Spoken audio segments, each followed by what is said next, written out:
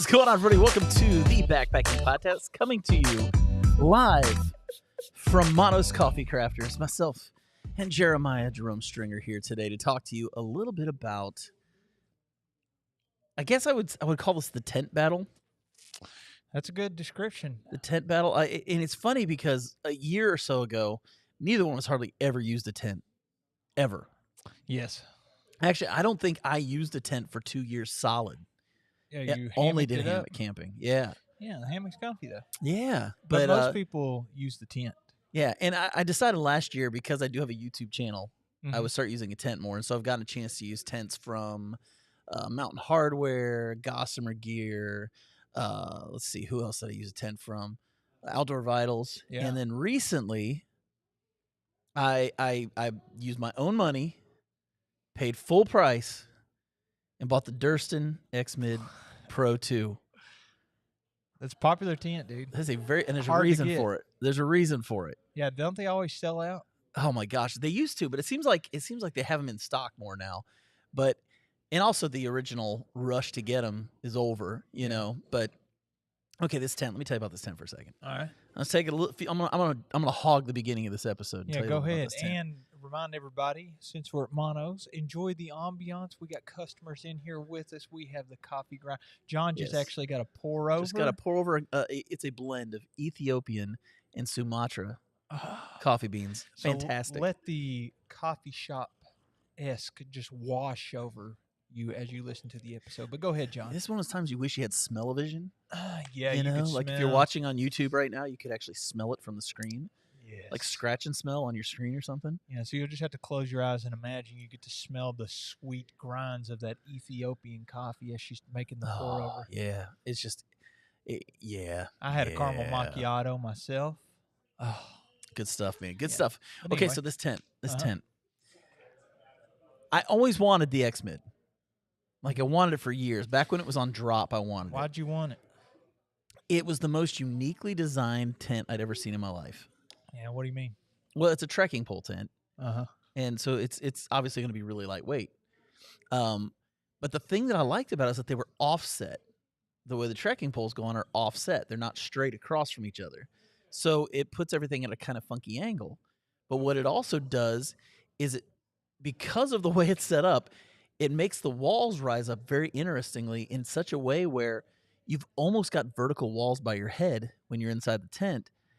And you have like huge vestibule space because look the this inner up. of the tent is at an angle as opposed to straight across. And so with that said, also the door, like on the Zpacks tents, one of the things is they've got that rainbow door, but you got Yeah. a pole right in the middle of it. Yeah, a lot of people don't like that. Yeah. What should I Google if I'm looking up images of the tent you're talking about? Of the X-Mid 2, Mhm. just type in Durston X-Mid. Okay. Go ahead. But so because of where the poles are set, the door opens in such a way where the pole doesn't really play any effect to it. Dude, I was just thinking the X-Mid. I mean, not the X-Mid, but the duplex. I saw a video of it just a couple days ago, and I was like, yeah, that stinking pole right in the middle. It's just inconvenient. Yeah, I mean, it's not bad. I mean, all things considered, not that big of a deal, but when it is out of the way, man, it sure is nice. Yeah. And so here's this tent that he made for years, you know, with Sil Poly, I believe, is what it was made out of. Then he comes out with this new one made out of Dyneema. Oh, I like the Dyneema. Lighter weight, but more 20? expensive. Oh, well, yeah. I mean, I'm going to shoot straight. I spent $700 on this tent. Yeah, that's pretty normal, though, for, like, I think the duplex is about $700, yeah. Even the tarp, just the tarp, may Yeah. cost you several Yeah. $100s. I can honestly say Dan Durston did not send me this tent. I spent every penny on it. I used my hard-earned cash and bought it. Right there's a great shot of it. If you can see that. The pole is kind of offset so that the door is in front. It's like to the left of the pole. Yeah. And because of it, you can see how vertical the wall is by your head. Yeah. Which is anybody who's ever slept in a trekking pole tent, the standard trekking pole tent is it's high in the middle and it's really low on the outsides. Yeah, and you get condensation when you move, like the hood of your sleeping bag and your feet, like the foot box. You get condensation, and then those touch the slanted part of the tent. Exactly. And so in this case, what you've got is you've got this wall that's it's not vertical. Like you're not going to get vertical unless you have poles. Like Yeah. it's just not going to happen. But it's almost vertical. It feels like there's plenty of room for your head, and because the inner is at an angle, also you get more depth in that inner. You get the maximum depth that you can get out of it, which is really cool. The only negative is if you want to use it as a 2-person tent, I would definitely say it's probably not a 2-person tent at all. How many inches wide would you estimate? I mean, we can look it up. I think it's 45 inches. Oh, well, or 48 inches. Like you two could 25-inch pads squeeze- won't go in there, is what I'm saying. Okay, you'd need the smaller. Yeah. Dude, I'll tell you, the 25-inch, I don't like going more narrow than that. Oh, no. 25 should be the minimum anymore. Like, yeah. everybody's starting to realize that, too. More and more people are realizing I sleep better when my arms aren't hanging off the sides of the sleeping pad. Especially, like, if you're somewhere where the climate is cold, excuse me, then your arms hanging off the side of the pad, you can literally just get cold. I mean, straight up. Yeah, because there's no insulation underneath your arms. Mm-hmm. So, yeah, but I can't wait to get this thing out this weekend. Like, if got to you're use listening it right yet? now, if you're listening right now, this is the same trip I talked about last week. I'm going out this Friday, and I get to test it out for the first time at the Red River Gorge. So I'm pretty excited about getting it out and seeing how it does. So I'm looking at the tent right now in front of me, on my screen, and it looks like there's a little patch under one of the vestibule doors, which I'm assuming you can roll it up as well. You can roll up both sides. Yeah, you can. But it looks like there's almost. I bring a little piece of Tyvek with me. Yeah. And it's like my home base. Yeah, I don't know what that is. It's probably a ground sheet or something, but I don't have that with mine. You should cut you a ground sheet, dude, that has that, and then that'll give you a little doormat there. So maybe I need to find my my Tyvek supplier, Mr. Backpacking with Jason, sir. Yeah, he can probably hook you up with a little Tyvek. I'll bet he could. He has in the past. So. Yeah, I was with him one time, and I was talking to him about this exact thing, the Tyvek situation, because it makes a great ground sheet. It's amazing. And I take it in the hammock too. Mm-hmm. And like my little tip is make that the spot where you don't lose anything. Like if you spread your Tyvek out, it gives you a spot where everything can accumulate. Yep. And then everything's not all spread out. It makes it a lot harder to lose stuff. Well, I always put mine on the outside of my pack. It's in the what people call the front pocket. I call the back pocket because it's far in the back. But that's a story for another day.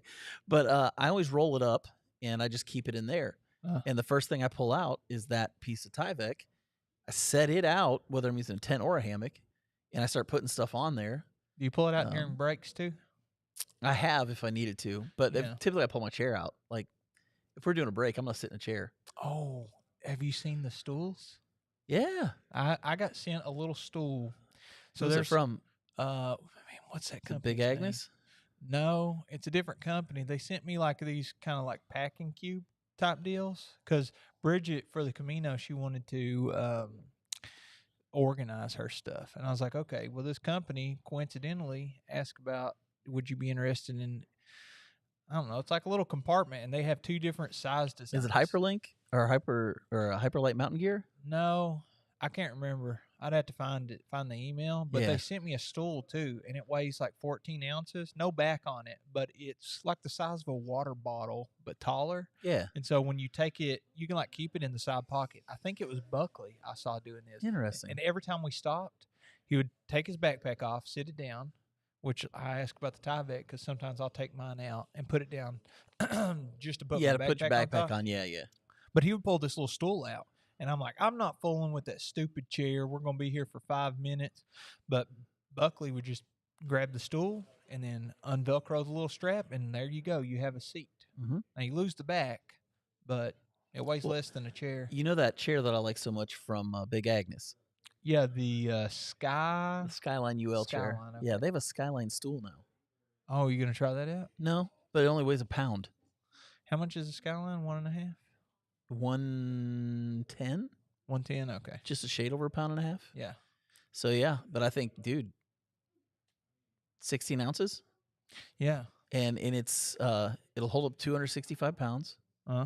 And it's the same legs and foundation as the chair. I think this stool only holds like 240. Yeah, it's not made for boys like me. It's I'm close, dude. it's racist, dude. I don't think is that prejudice against race? That's racist against fat people. I didn't know they were a race. There's a lot of us. I've known the lifestyle. Yeah. As much as I love Outdoor Vitals, sometimes I think they're racist too. They're not racist. 'Cause I'm wearing their jacket right now. I love Outdoor Vitals. I love Tayson and all those guys. Yeah, and but they their help- clothes are built so like for trimmer people. Yeah. So athletic style Yeah, body. I've got to get Size up. I got to get Tayson to think about fluffy people. Yeah, maybe they need an alternate line. Yeah, like Outdoor Vitals. yeah, come on with the fluffy line. What would be a good name for that fluffy line? The fluffy line. Outdoor Vitals Fluffy. The fluffy line. Yeah. Put Well, a I mean- fat owl as their logo. Well, here's the thing. Owls aren't really skinny. Yeah, I think they are skinny. They- Their feathers make them look big. Yeah, but they look like fat birds. yeah. So Like- they might as well. Might as well like go with it, man. Yeah, that's good advertising. They Yeah. need to hire you Come on on, to their Tayson. PR team. Come on, Tayson. Hook me up, bro. Here's this. He texts you. He's like, "Can you take that He's down?" a text me and be like, "You're an idiot. Why did you even say that?" So back to your tent. Yeah, so I'm gonna be taking out for the first time. Uh-huh. You can technically set this tent up with 4 stakes and be done. And 2 poles. And 2 poles. Yeah. 4 stakes and 2 poles. But it's better to set it up with 6 so you can guy out the door. But you don't have to guy out the door. But Yeah. it's obviously gonna be better if you do because it'll make your vestibule much better area for your stuff. It's 2 doors. It's 2 doors, Okay. 2 doors, 2 entrances, and it's a single wall. So set up in the rain is much better with that one than like your typical tent that has the inner and the outer part of the tent. I like. I have both. I have the double wall and the single wall. Now with the single wall, it's almost always lighter, and most of the time it's either steel poly or Dyneema. Right. But Condensation. the condensation, Yep. always. And Well, that's the cool thing about this tent. That actually, if you look above the door, there's vents on either side. oh yeah, I think that's becoming more and more common. They put the little Like a little bar. a little bar there that holds it Yeah, out, with Velcro. and it's so flexible that it's not like you can't get it back in the stuff sack because there's like hard. Right. Like here's one thing I want to get into in this episode is the duplex as well. And on the duplex L, they have like this little, I don't know, they want it to be vented, and there's a bathtub floor. So Right. they put these 2 little pieces of, I don't know what it's made of, but it's some kind of plastic or something. Mhm. And every time I put it in the stuff sack, I'm like, these 2 little things are always in the way, and I'm always afraid they're going to poke a hole in the Dyneema stuff sack. Okay. So I wish that they would use something like what you're saying, something that is flexible, but it has enough rigidity to hold its shape. Yeah. Yeah. So I don't know. I can't wait to get this thing out and give it a shot. And it sounds weird that I'm about to say this, but I'm just going to say it. I kind of hope it rains while we're sleeping. You know what I mean? Because I just want to see, like, how does Yeah. it do? Like, It's seam sealed, right? yeah, well, it seam sealed. Yeah. Okay. Yeah. Well, it's Dyneema. It has to, like, Well, you still had to seam. Well, they don't sew it, do they? no, It's all taped. Yeah. The whole thing is taped. Yeah. So I guess the only issues it could be with the water leakage is if there is some sort of breach in that seal Yeah. from the tape. Yeah. So it should be fine. I just want to get it out, man. I love it because it's kind of a palace, really, I think. What's really fun for me is the community built around it. Mhm. Like The Durston community. The Durston community is hilarious, man. So what's he famous for? We've had him on the podcast. Yeah, well, I mean, he's a long trail hiker in Canada. Okay. But the big thing with him is this gear that he's made, and especially the X-Mid, and he's created this Durston community. And there's actually a Facebook group that I've been a part of for a while, and I'm finally actually like really a part of it because I actually have the tent now. Yeah. And it's all these people showing the tent, sharing pictures, and man, watch what you say. You never talk bad about Dan Durston or his gear. It'll get ugly They're quick. fierce. Oh, they defend. They defend. You know, I don't know if there are other communities similar to backpacking in the sense that the barrier to entry is it depends on the aspect you're looking at. Sometimes you'd consider it a high barrier of entry because you got to have this gear and you got to spend money on it. Right. But at the same time, you can get away with not spending a ton and just getting out into the woods. Like, really, you can go out there with heavy equipment or like borrowed equipment. Oh yeah, But you go with a burlap sack for all that matters. one thing that a lot of times what it turns into is the perfect piece of gear for you doesn't exist, and then you make it, and then it turns into some little side project company, and then before you know it, you're Dan Durston, and you're hiking all these trails, and you literally have your own line of tent that a whole community has built itself around what you do and the gear that you Well, make. you look at some of these companies like Hilltop Packs. Mm-hmm. You know, they were printing on Dyneema. Nobody Yeah. else was doing that. No. Nobody else was doing that. You look at Chicken Tramper. Their backpacks were made because of research from through hiking the Yeah. PCT and talking to backpackers from all over and asking them what their favorite thing was. And they were given the specs for their backpack Mm-hmm. from backpackers. And so they've created this incredible backpack, which we both own. Yeah. And I still love to this day that, revolutionized things with things like using the arrow shafts Yeah. for the frames, things like that are just a lot of ingenuity being used in that. Who would think to 3D print holders that you could cut arrow shafts and make a frame for a backpack made out of X-Pack? Yeah. That didn't exist. No, it's fantastic. The whole thing is fantastic. So these small companies, I mean, Zpacks being one of them, because I know you've got the duplex L. Yeah, and I took the duplex, which is like their bread and butter tent. Yeah. They're known for that and their backpacks, Yeah. I think. But I took that. Which I have to tell you, my current favorite backpack. Yeah. And I love all my friends who make backpacks. I'm talking to you guys at Chicken Tramper, Dan, Ben McMillan. I love all you guys. My Arc Hall is by far my favorite pack right now. And why is that? It's the most comfortable pack I own. Uh-huh. It can hold a ton of. It's a 60-liter pack, weighs 20 ounces, and it rides beautifully. That sounds legit. And it's made out of ultra fabric, and the thing, like, literally, you can't rip it. You can try as hard as you want. It's not going anywhere. Yeah, and we've talked about in the past how like Zpacks was more of a Cottage brand. Like it wasn't as big. I mean, technically as, they still are. Yeah, but much bigger. Yeah. But not like sold at REI and Cabela's and Well, and they were another company where the owner was hiking the Appalachian Trail and decided to make their own backpack out of Dyneema. Yeah. Other people saw it, like, man, can you make me one of those? And next thing you know, UGQ Outdoor, the story behind them was Paul, the owner of UGQ, was making quilts and tarps for himself in his basement. His friends would see him and be like, can you make me one of those? Yeah. It's always like they make something, they make it exceptional, and then people want it. And that's where all these cottage companies come from. And so then you've got Dan Durston, who just creates this insanely unique tent design. Mm-hmm. Of course, patents it and everything, so nobody can cheat and steal it. Yeah. It's his design. No one can use it.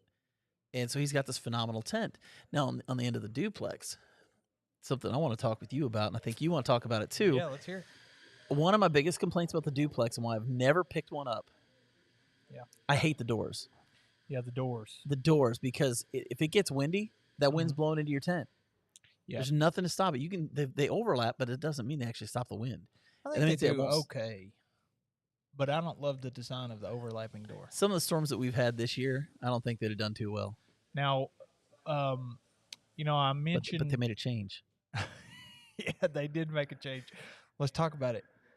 They totally redesign how they do their doors. So smart move. Normally, this is a Dyneema tent. By the way. Little golf clap. I want to give a golf clap to Zpacks for doing this, because I think this was the smartest move they could have made. Yeah, and they should have done it like 10 years ago. Yeah, 100%.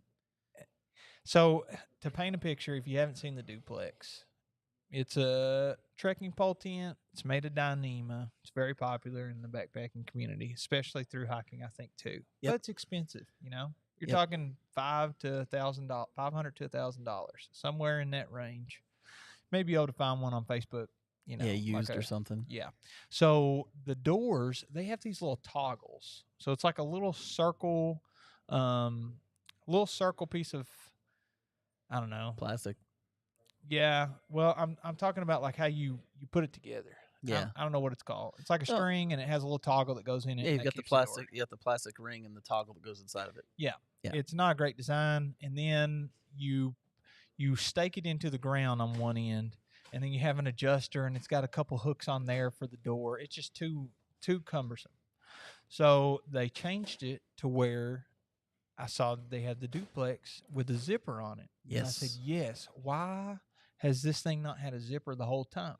So I mentioned a few episodes ago that we were on the Pine Mountain Scenic Trail, and Jason's buddy Scott brought a duplex or some tent by Zpacks, and the doors were okay. And we had like 40-mile-per-hour winds all night. And he didn't get wet. He done better than Jason and I. Yeah. But we were in hammocks, and the door design was okay. But they put in the zipper, and if I were gonna make the perfect tent, I mean they're on track making it, because you're talking 16 ounces, 20 ounces, two people, especially if you're smaller. Mhm. Like Bridget and I probably won't fit in there comfortably, but two people, if you had to, could fit. Doc and Nurse, whenever I was on the long trail, that's Yeah. what their tent was the duplex.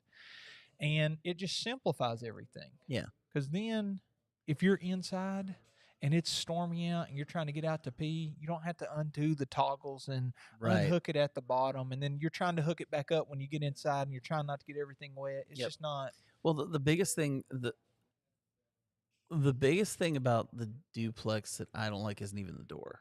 What's that? It's the ability to vent it. Yeah, it's not very good ventilation. Everybody I've talked to who owns a duplex, and I've hiked in some clones. I've used some clones, like there's a lot of knockoffs. Garage Grown Gear, the 2, or not Garage Grown Gear, the who's the build the Gossamer Gear, Lanshan? Gossamer Gear, the 2, Uh-huh. and the one that's out by the 40th by Outdoor Vitals. You think they're similar designs of the duplex? Extremely similar designs because it's the same kind of concept. Yeah, two trekking poles. And the condensation's insane. Mhm. You know, it really is. It's kind of insane how much condensation you get on the ends of this. You put two people inside of that. It's a lot of breath. That's a lot of dripping. Mhm. You know, it's a lot of water. And it's like, what are you going to do with all of that? It just collects. It and just drips collects. on you. And so I am very curious about this Durston tent because Look, it is pretty dang close. Yeah, I see that. they put a vent in on the duplex. So you can unzip the very top of it, just like a normal tent. I got the iPad in front of me, and I have on one side the Durston X-Mid Pro 1, which I'm assuming is similar to the 2. Yeah, the 2 is just bigger. Yeah. And then you have the Duplex L. Yep. With zippered doors. And I always come back to those walls. That's the thing walls for are me slanted. that's the thing with me for the Durston that just, to me, kind of sets it apart, is that ability to have almost a vertical wall over your head. Do those walls guy out as well? Yeah. Okay. Well, you can do You've that. got guy points all over this thing. I don't see any on the picture of the duplex. Like, this is that little plastic thing I was talking about. Yeah. See that? Yeah.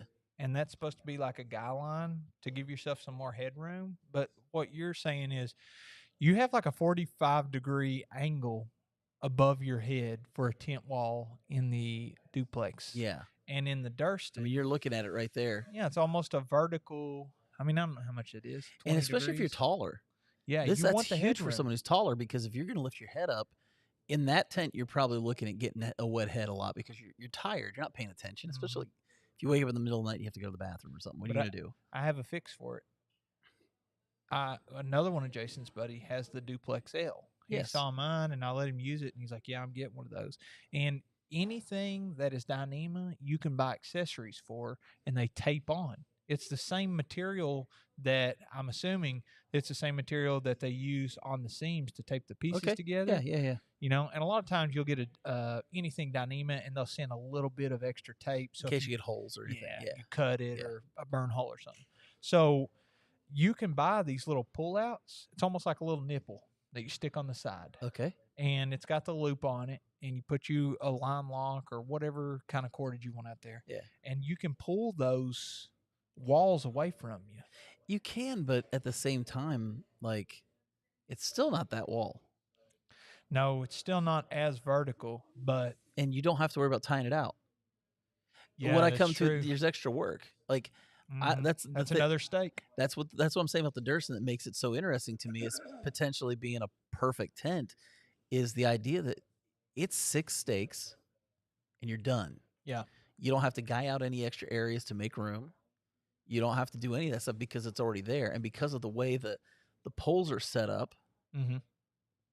you're at an angle, and where the angle is only in the vestibule. Well, let's talk about how do we make good better. Let's say that I say, both these tents are great. Yeah, And there's a lot of absolutely. great tents out there, but there's none that is perfect in my opinion. So I think that it would be interesting to hear your thoughts on how could we make this the most perfect tent possible without adding too much weight, without adding too much bulk. First, what material are you making? Well, I would definitely make it with Dyneema. Okay, Dyneema Right now, material. that's the best material you can use for tents. Okay, I think, and because it is the most waterproof fabric you can get and for tents. lightweight, extremely lightweight. I would say if you could, and I think Zpacks is close, but not with the duplex. Yeah, which one? I think it's with the freestanding tent that they have, because I think that's a kicker for me is like if you can make a freestanding tent where the walls are almost vertical, similar to the Big Agnes Copper Spur. To me, that is a fantastic tent. All the walls are pretty vertical. It's a good tent. It a lot of room on the inside. So you would do a trekking pole tent still? No, I wouldn't do a trekking pole. I would freestanding. I would do a freestanding if you could do it and keep the weight down. Like that. That's a mod. They've got the duplex freestanding mod, but they actually have a tent. If you go to their tents right here, and let's see, I'm gonna scroll down every here. shelter that they have. Let's keep going. Keep going. Looks like a lot of duplexes. Right here. What's that called? That's the free duo tent. That right there, and look how much more vertical those walls are. Yeah, you're right. It looks more like a traditional tent, but it's made out of Dyneema. The problem is it's $850, but look at the weight on it with all those poles and everything. What's the weight? 30 ounces. Less than 2 pounds. 30.1 ounces. Less than 2 pounds. I wonder what the dimensions are on there on the floor. Could 2 people actually fit in there? Because it says the tent is only 16.7 ounces. So it's got the poles, it's got the stuff sack. What are the floor dimensions? Does it have the floor dimensions? It says the peak height is 42 inches. Which is great. Yep. Says the interior dimensions are 42 inches wide. So that's a little tight for 2 people. That's going to be a single person tent. And it is 7.5 feet long. That's fantastic. That's a long tent. Yeah, but that's fantastic. But the thing is, here's the thing with them. If I remember right, the footprint on that's not as big as the duplex. It says 92 inch by 75 inch. So on your footprint, roughly. Yeah.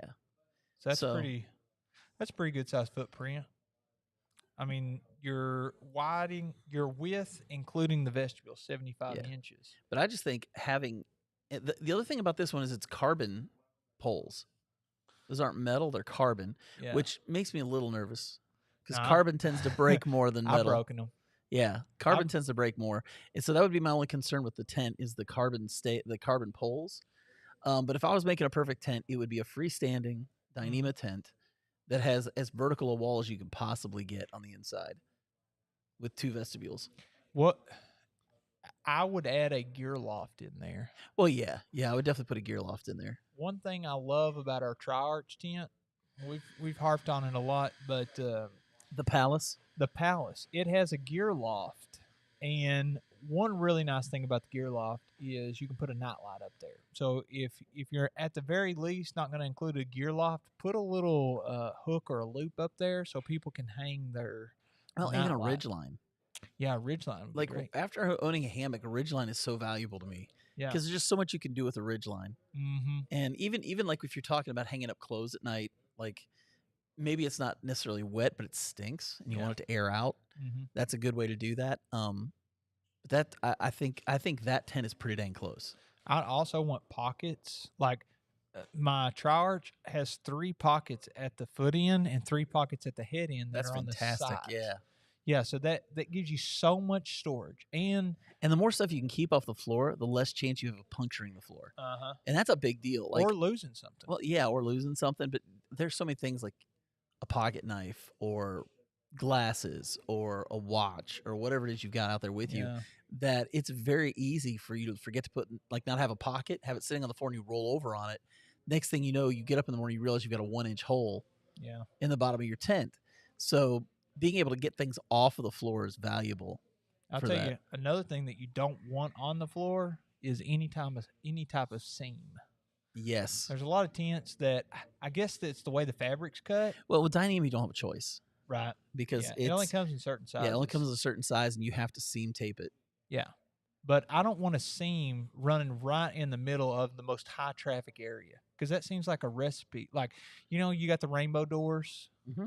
And so when you crawl in there, the last thing you want is every single time you're putting all of your weight or like scooting stuff around, creating friction on a seam, because it just gives it that much more potential for the integrity of it could be taken out. Yeah. So don't put a seam right in the middle of the floor. Okay, so let's talk about this. So for the perfect tent so far, we've said freestanding, Dyneema, as vertical walls as you can get.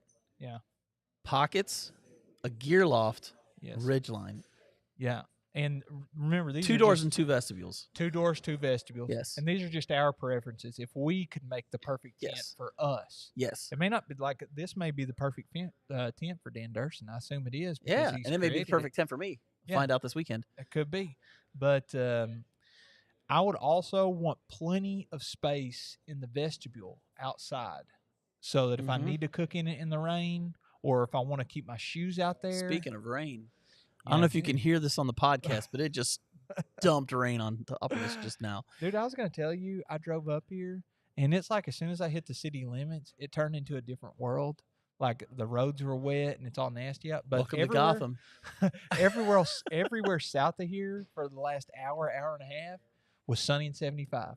Man. Like when you called me, I was leaving my house, and I had the window down, and he was like, "Hey man, I can't hardly hear you. It is absolutely raining cats and dogs.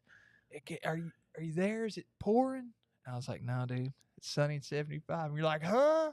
I couldn't even hear you. I was like, I'm gonna have to hang up because I can't hear him.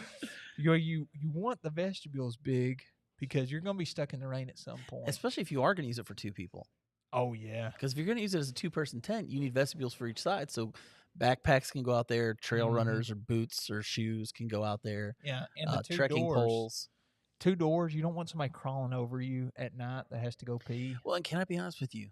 Another reason I wouldn't want it to be a trekking pole tent is because I want my trekking poles in the tent, and the reason I want them in the tent is because some animals will chew on the handles of trekking poles if you leave them outside. Is it the salt? Yeah, it's the salt from your hands. Yeah, yeah, and the feeling of the cork. There's something satisfying about it. There is. I mean, I chew on mine all the time.